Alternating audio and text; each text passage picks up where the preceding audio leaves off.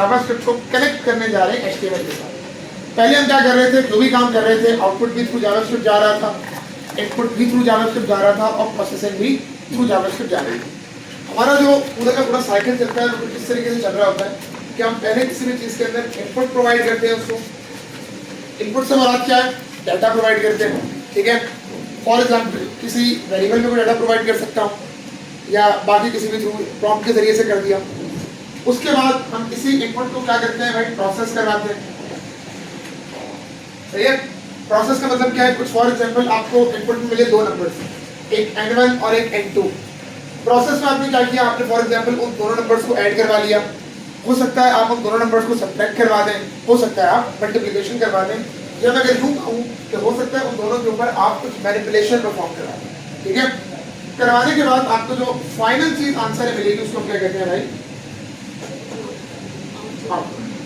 ले रहे हैं यहाँ तक बात। अच्छा, अभी तक हम लोग क्या कर रहे थे, जावास्क्रिप्ट के अंदर हम ये तीनों काम एक ही चीज के थ्रू करवा रहे थे, उसका नाम था भाई जावास्क्रिप्ट। अब मैं क्या करूंगा, सिंपली इनपुट और आउटपुट ये दोनों काम आपके शिफ्ट हो जाएंगे HTML के ऊपर और प्रोसेसिंग कहाँ पे रह जाएगी, सिंपली हमारी जावास्क्रिप्ट। ये क्लियर होगी बात, इतने में मसला। अच्छा, इसी को बेसिकली हम कहते हैं। अब इसके लिए हम काम करने तो कर लिया होगा भाई, 3 काम को नाउन कहते हैं, मतलब ये तो इनपुट आउटपुट हो गया, HTML से होगा और प्रोसेसिंग जावास्क्रिप्ट में, ये नाउन का मतलब फायदा है।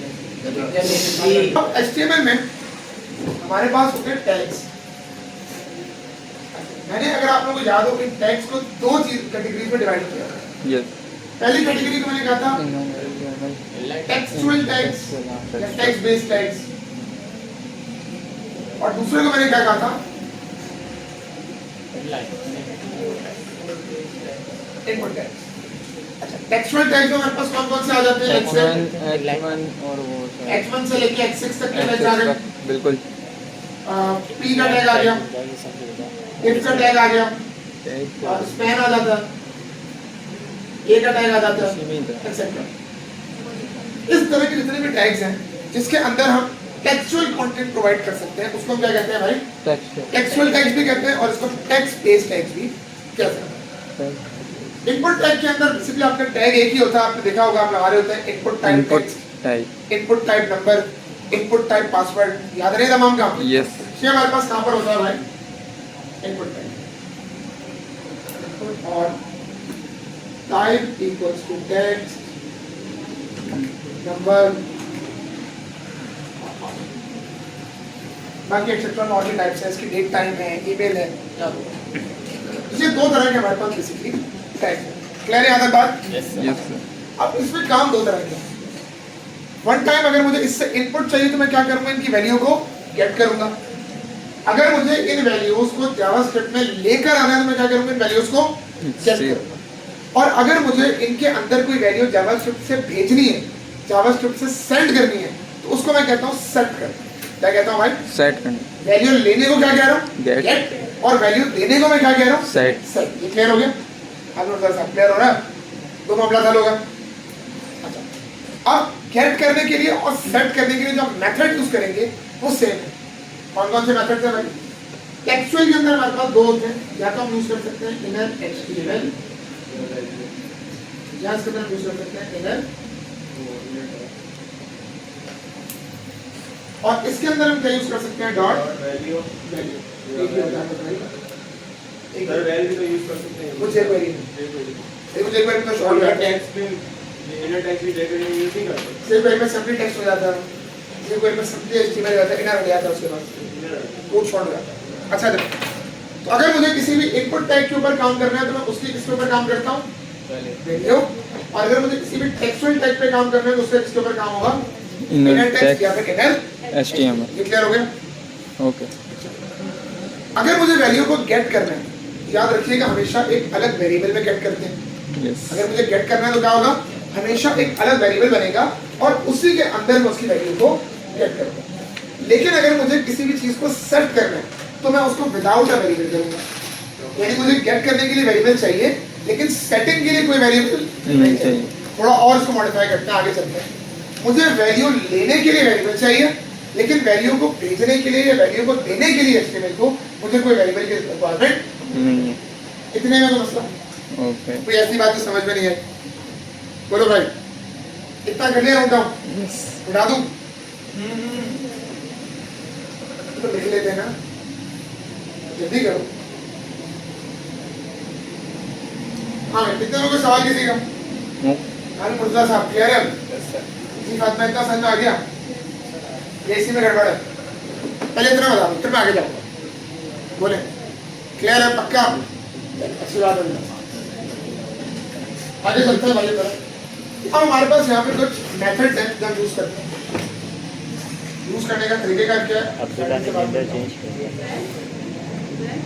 पहली चीज हम क्या लिखेंगे, क्या है कि मेरी पूरी की पूरी HTML फाइल को एक्सेस करना। क्या मतलब है इसका? पूरी की पूरी HTML की फाइल को एक्सेस करना। डॉट गेट, अभी आगे आता हूँ। अब देखें, एलिमेंट को 3 तरीकों से गेट किया जा सकता है। या तो आप ये कह लो कि डायरेक्टली P का जो भी एलिमेंट बना है उसको लेकर आ जाओ, डायरेक्टली टैग का नाम लिख दो। तो पहला मेथड हमारे पास क्या होगा? Bye ID. इसमें क्या होगा, आप एक टैग का नाम बता देंगे। अब होगा कि आप क्या कह रहे हो, मेरे HTML में जाओ और जो भी टैग का नाम मैं आपको दे रहा हूं उस नाम से जो भी एलिमेंट बना है उसको लेकर आ जाओ। क्लियर हो रही बात यहां तक? क्या कह रहा हूं, HTML में जाओ, मेरे गिवन टैग नेम के साथ जो भी एलिमेंट बना है उसको गेट करके ले आओ मेरे जावा। क्लियर? सेकंड मेथड क्या होता है? Bye class. मेरे HTML में जाओ और एक ऐसे एलिमेंट को ले आओ जिसको मैंने कोई पर्टिकुलर क्लास दी है। आगे जाके हम बताते हैं कौन सी क्लास है। और तीसरा हमारे पास होता है आईडी। यानी कि कोई अपनी यूनिक आईडी।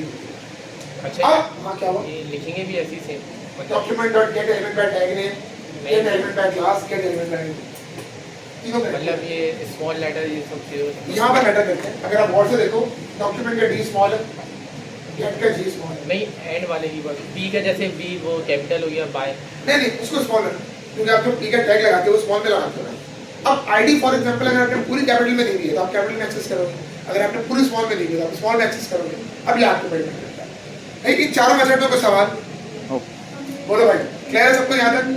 हम जो ज्यादातर मेथड यूज करते हैं, टैग फॉर एग्जांपल आप दे दें, उसको h1 दे दें। अब इसमें नुकसान है।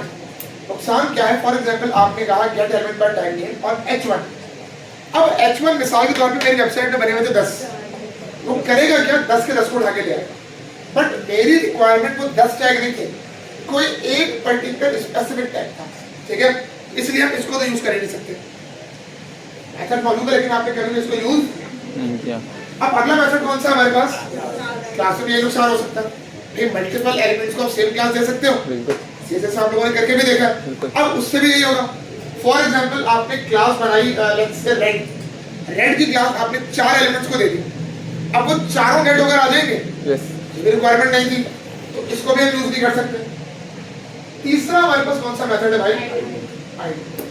आईडी को हम यूज कर सकते हैं। रीजन क्या है कि ID is always unique, yes, single, unique. आप हर एलिमेंट को सिर्फ एक ही आईडी दे सकते हैं, इससे ज्यादा नहीं दे। और वो आईडी सिर्फ एक ही एलिमेंट को दी जा सकती है, किसी और को नहीं दी जा सकती। क्लियर हो गई? यस। तो आईडी से आप जब भी किसी भी एलिमेंट को गेट करेंगे तो सिर्फ वो एक पर्टिकुलर एलिमेंट आपके पास उठ के आ जाएगा, उसके अलावा कोई भी उठ के नहीं। इन तीनों में तो मतलब। अब बात करता हूं इसी के एक और अल्टरनेटिव के ऊपर जब यूज कर सकते हैं।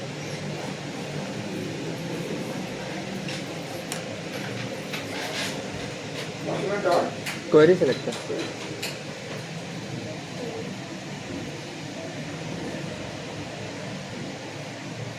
अगर कोई ये 3 मेथड में से कुछ करना चाहे अलाउड है। अगर आप चाहें तो आप ये मेथड का इस्तेमाल कर सकते हैं। काम चूज बता दो, काम ये वाला होगा। इसमें फायदा क्या होता है? इसमें आपको तीनों चीजों को अलग अलग बनाना पड़ता है कि आप क्या चीज ऐड करना चाहते हैं। इसमें क्या होता है कि आप ब्रैकेट्स के अंदर ये मेथड कॉमा बोलते हैं। सीएसएस में अगर तुम्हें आईडी सेलेक्ट करनी हो कैसे करोगे? हैश लगा के। सेम काम यहाँ पर भी होता है। अगर तुमने हैश के साथ लिखा फॉर एग्जांपल तो IM की ID कैलकुलेट करना। सर ये जो जैसे क्लास हाँ बोलो तुम बोलो। अगर ये तो हैश है ना, ये तो अगर क्लास का होगा डॉट क्लास होगा डॉट लग जाएगा, कोई डायरेक्ट एलिमेंट होगा उसका नाम आ जाएगा।